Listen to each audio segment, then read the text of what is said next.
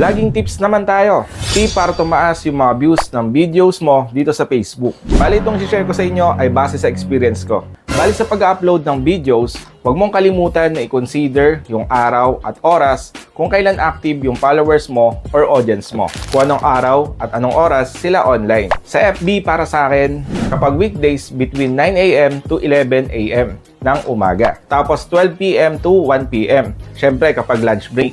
Then 5 p.m. to 6 p.m. maganda din mag-post. At sa gabi naman ay 7 p.m. pataas. Syempre ito na yung time kung kailan nagre-relax na yung mga tao at nakaharap na sila sa kanilang mga mobile device. Anong araw naman best mag-post ng video? Para malaman nyo kung anong araw naman best na mag-post, pwede nyo itong makita sa inyong professional dashboard. At pumunta lang kayo sa Insights, tapos Followers, then i-scroll down nyo lang at makikita nyo na yung most active day ng inyong followers. So dito ay makikita nyo na yung best na araw kung kailan kayo magpo-post. So yun lang mga ka-tutorial. Sana yung nakatulong sa inyo yung video natin ngayon. At kung nakatulong sa inyo, ay wag mo namang kalimutang bigyan ng...